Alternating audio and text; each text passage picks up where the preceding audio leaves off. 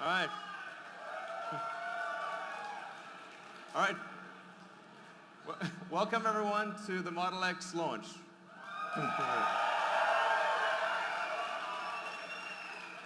So, thank you all for coming.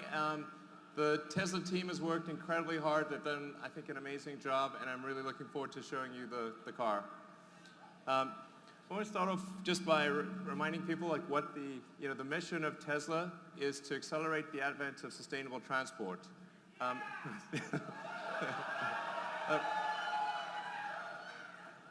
I think you guys know, it's incredibly important that we move to a sustainable world sooner rather than later. The sooner we do it, the better it is. And and it's important to show that that any type of car can go electric. We showed that you could make a compelling sports car with the Roadster, and that could go electric. And we showed that you could do it with a sedan, and now we're going to show that you can do it with an SUV.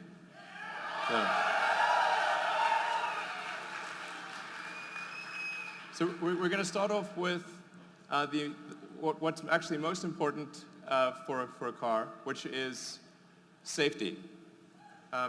So if you're driving, you're carrying your friends and family around, there's really nothing that's more important than safety. So first and foremost, the car's got to keep you and the ones you love safe and protect you under any circumstance you can imagine. So.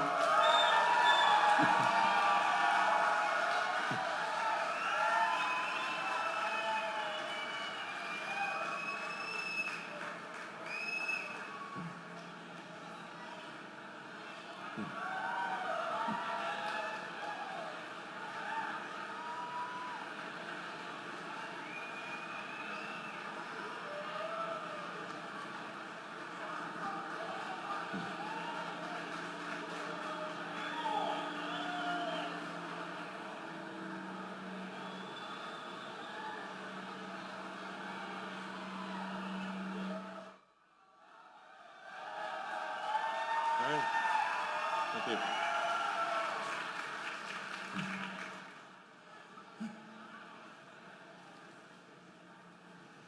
So, there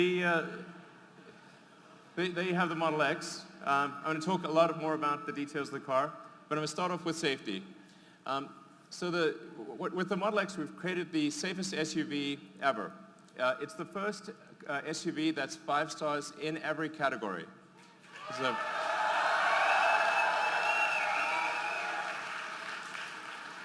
and I thought I'd just explain what does 5 stars mean, because 5 stars is not technically a statistical number. It's sort of a rough reference point. And what it actually means is it describes the probability of a serious injury in a high-speed accident. So you start off with sort of 2-star, 3-star, 4-star, 5-star, and they go down in 5% increments. So a 4-star would be a 15% probability of injury in a high-speed accident. 5-star would be 10%. Hypothetically, if there was a 6th star, it would be at 5%. And we've been able to get with the Model X an expected rating of about 6.5%. So.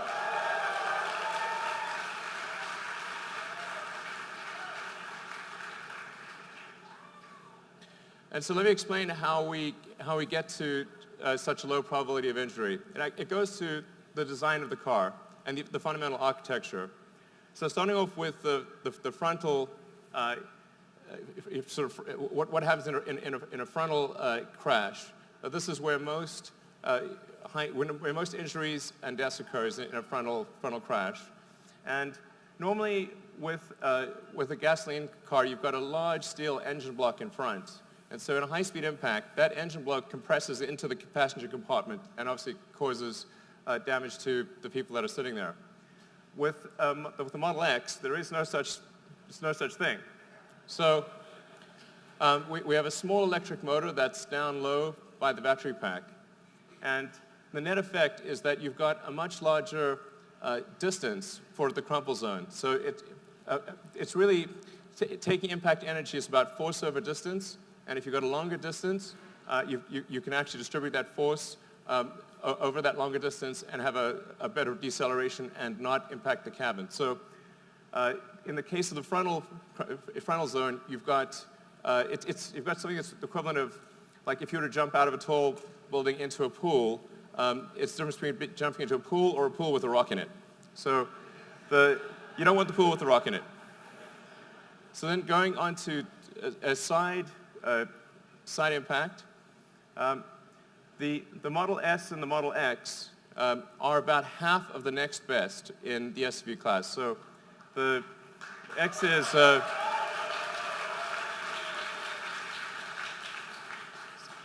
the side pole intrusion is only 215 millimeters in the Model X, and that's compared to the next best SUV, which is about double that number. And let's see what that looks like in pictures. So this is what it looks like with this is the actual side pole test for the Model X compared to the next best SUV in the world. Yeah.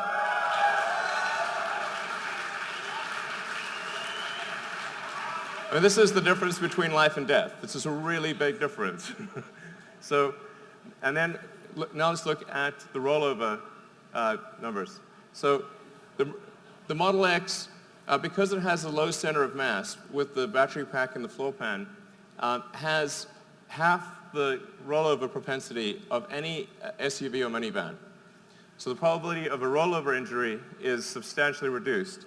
And you can see this in the architecture. We start with the pack, and that pack provides a stiffening member for the whole car. It provides a very strong foundation for the whole car, lowering the center of mass, and serving as a load transfer medium to the rest of the vehicle. So whereas a gasoline car really just has thin corrugated sheet metal at the base and can't transfer the load in a side impact. So we'll just show you the rest of the car building up. You see the motors and the chassis. It gives you a sense for the core architecture of the car. Now, of course, the best protection is not to get into an accident at all. So the Model X comes standard with active safety, which includes automatic emergency braking and side collision avoidance. So the car will actually use the camera and the radar to automatically brake before there's an accident, and it will use the ultrasonic sensors around the side of the car to steer you away from a side collision. And these are active all the time, and it's just a standard feature in the car.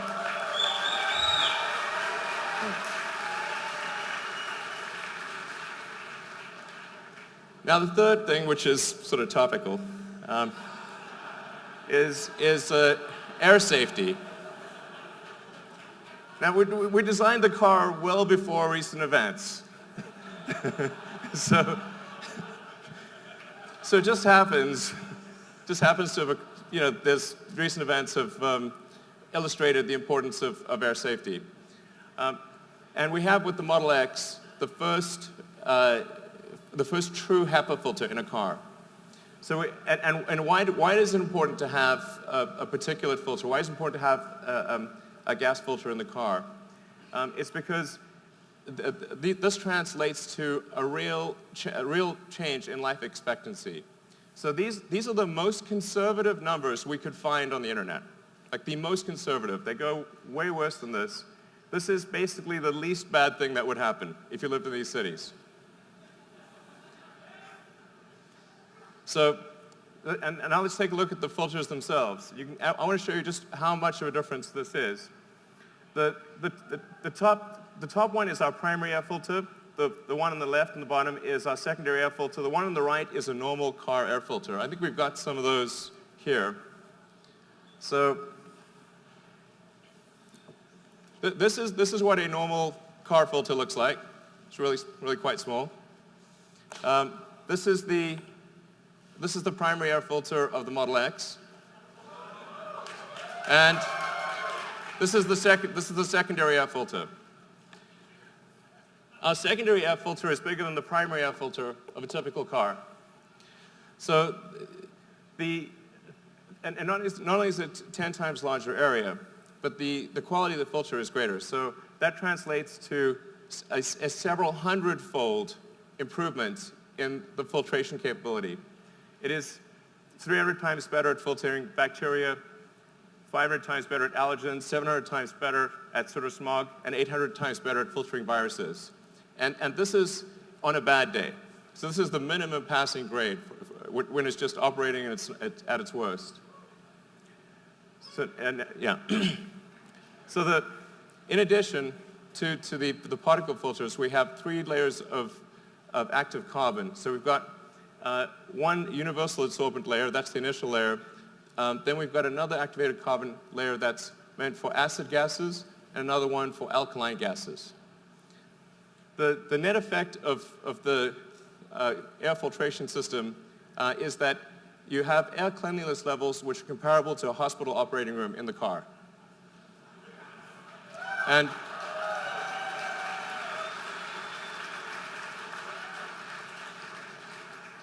in fact, when the car is operating at its at maximum capability, so if you sort of press max capability in the car, we can't even detect any viruses or bacteria or spores. So it's like 0 come through. So if there's ever sort of a apocalyptic scenario of some kind, hypothetically, you just press the bioweapon defense mode button. This is a real button.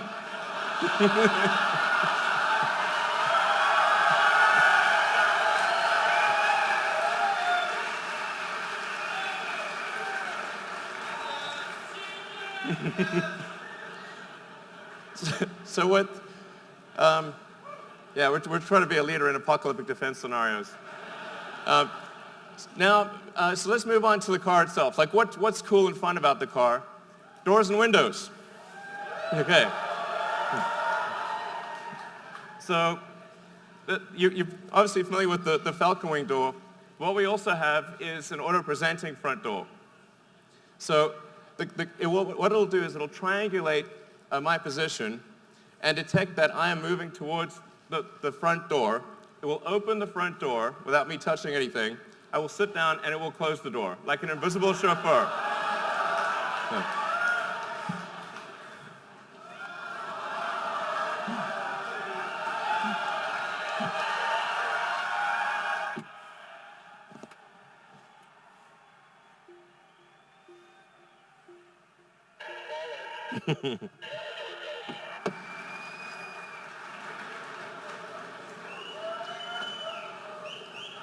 And there are a few other features that are hard to demo in this exact scenario, but something that we worked very hard on is a windshield that's a panoramic windshield. So it comes up and over and feels like a helicopter cockpit when you're driving. So it gives you unbelievable visibility. And it's transformative in the driving experience. So you really, when you do the test drives later tonight, you'll see what I mean. It's really makes a difference. And then in addition to that, we also have it's a small feature, but an important one, is the ability to blind holster your phone. So this is like one of those things where it's small, but it's important. Instead of having to fiddle with a bunch of wires to plug in your phone, you can basically take it out of your pocket and blind holster it. It'll automatically fit, and there are adapters for every variant of popular phone.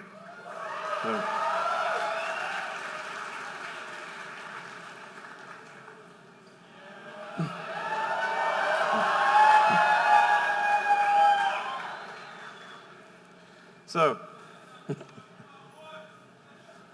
let's open these doors.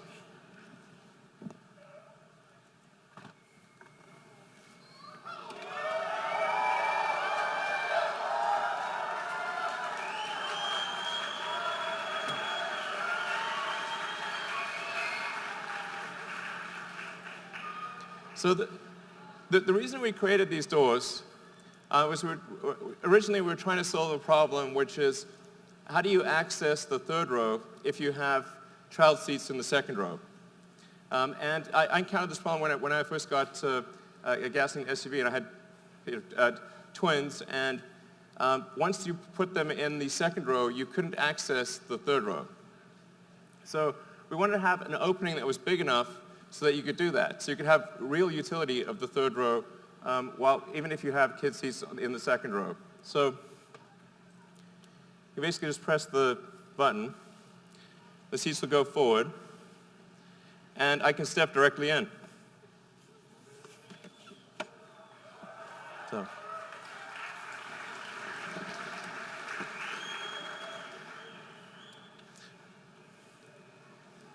It's also important that if you have, say, a child seat here, that instead of having to cantilever your kid out in front and sort of put them basically into a small hole, you can actually just stand right here. You can actually step into the car if you want, and you can just put your child down in the child seat. It makes a huge difference in terms of back strain and comfort. So those are the two functional reasons, and then it also looks cool. So, yeah. So that's the Falcon Wing doors, and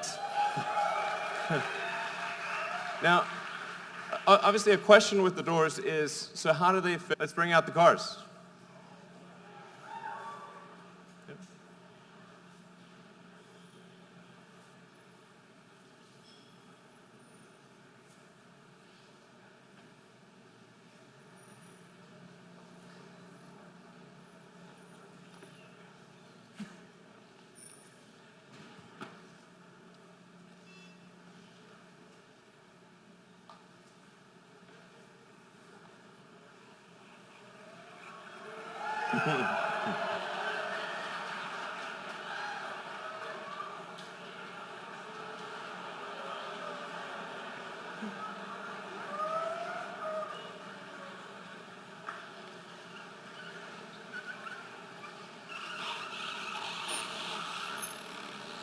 So the scenario we're going to show you here is if you've ever been in a parking lot and someone parked real close.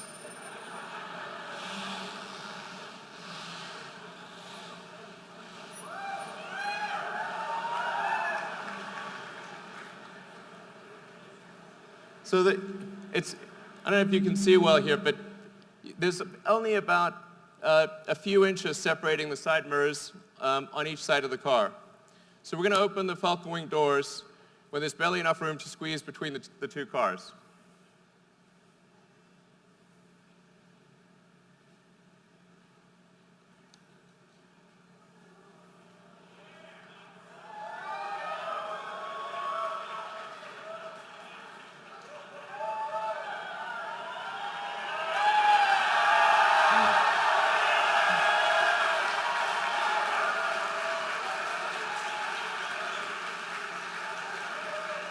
So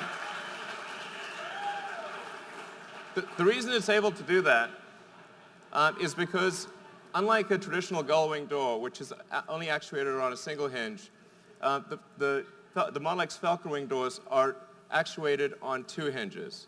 So it's able to move up and over instead of simply moving out in a broad arc. And moreover, if you compare it to, say, a minivan door, let's open the minivan door here. You can see that when the minivan door opens, I can't even get through that space. So let's close the minivan door. Now the Falcon Wing door is open.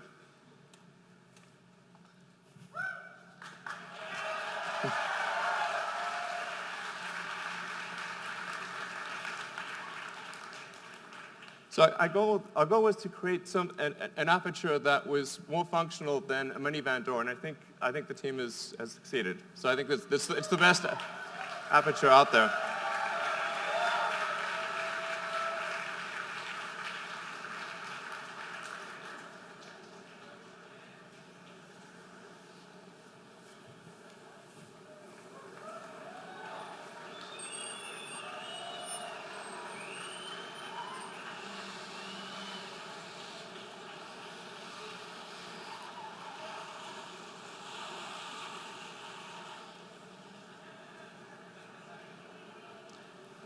And just to illustrate what it's like in a garage. So you saw what it's like if it's tight from a side standpoint.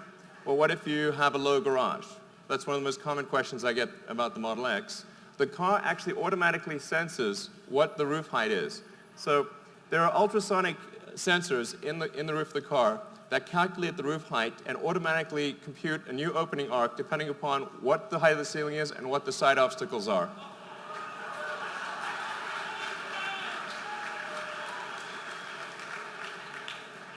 We actually developed a new ultrasonic sensor that's able to do sonar through metal. So in order to avoid having a puck, which is ordinarily needed for ultrasonic sensors, we thought the aesthetics of the puck would not be good because it would have to be in the center of the door. So we actually developed an ultrasonic sensor that can literally see through metal. All right. So let's maybe talk a bit more about the second row seats.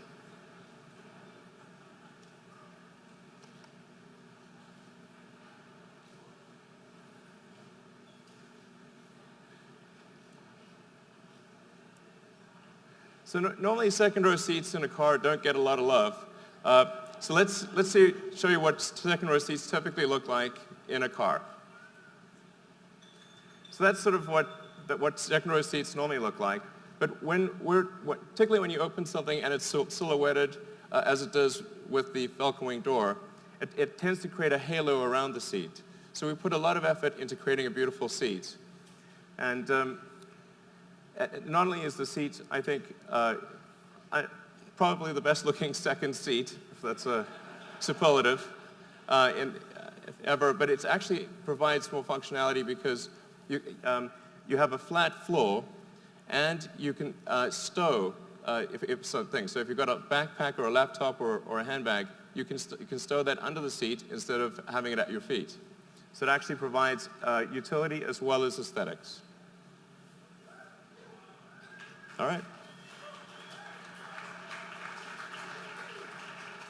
And speaking of utility, let's see what the Model X can really carry.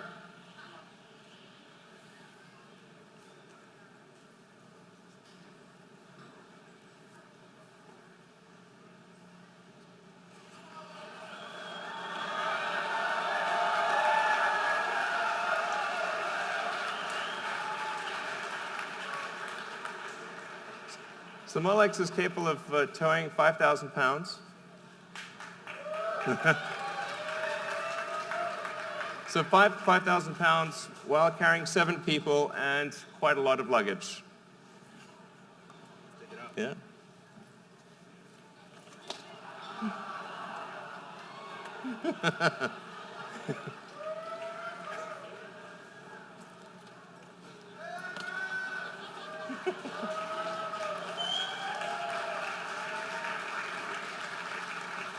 And of course, let's not forget about the front.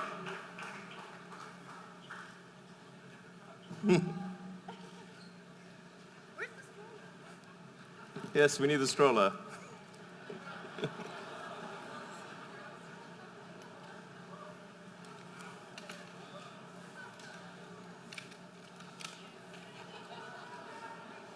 There we go. Do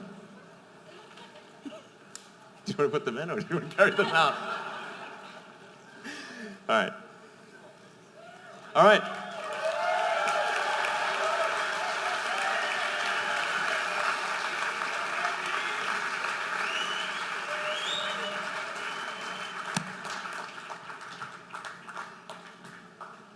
All right, so there you have it. Model X carrying seven people, a 5,000-pound trailer, and I lost count of how many bags, and a stroller.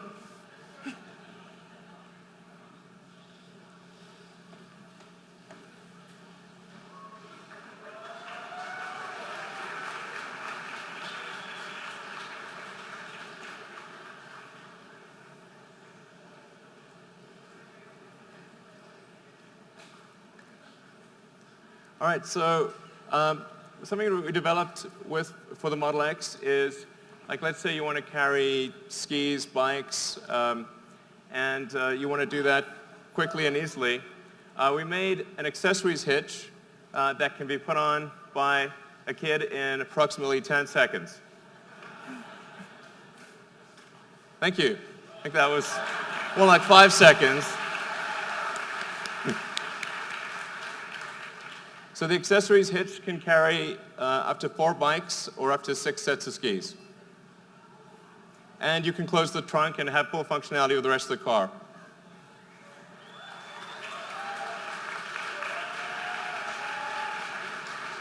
Woo.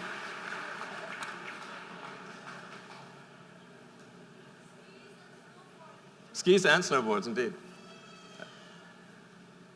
And then the final element, of course, is performance. So even the standard version of the Model X has quite high performance. So it's got the standard version, 90D's, got 257-mile range, all-wheel drive, of course, and it gets to 60 miles an hour in 4.8 seconds. And then the P90D Ludicrous mode. I mean, this goes so fast it's wrong. So do 0 to 60. This is an SUV, and it'll do 0 to 60 in 3.2 seconds.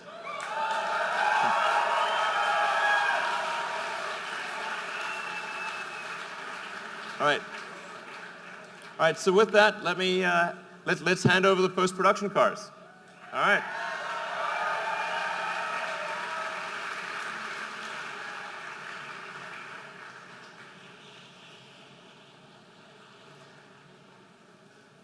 All right, so let's see, VIN 6. Hey. Hey, Ara. What's up, man? Amazing. Hey. Congratulations. Such an awesome job. All right, cool. Nice license plates. All right. All right.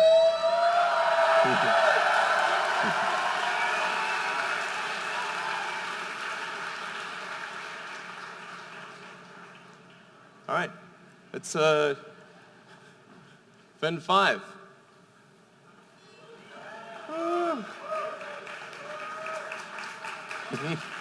Car's coming soon.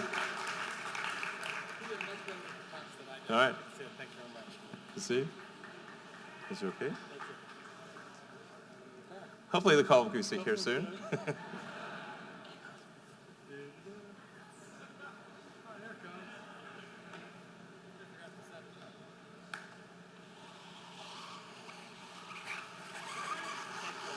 All right, thanks.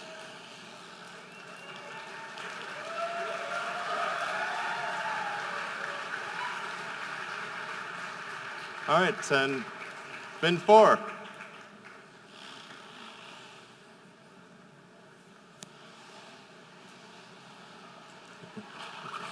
Standing for Sergey. All right. All right.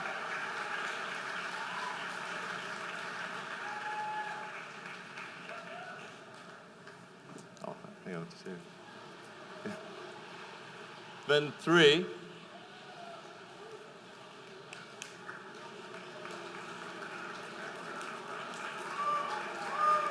All right. Good to see you. Congratulations. Thanks. Hey. Thank you.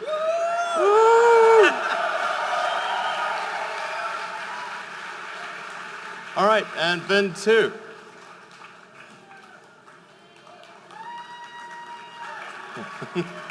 All right.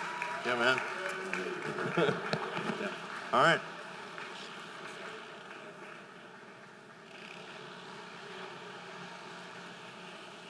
And then, let's see. Then the final one is my car, which is going to be up in a moment. And I will leave up. I'll leave my car on stage when it arrives, so that you can come and take a close look at it and pull around it and that kind of thing. And that's that. Really, I hope you have a great night. Enjoy the test drives. So, I'd like to thank you, and like thank the Tesla team who worked super hard to make this night work. All right, thanks. Have a good night.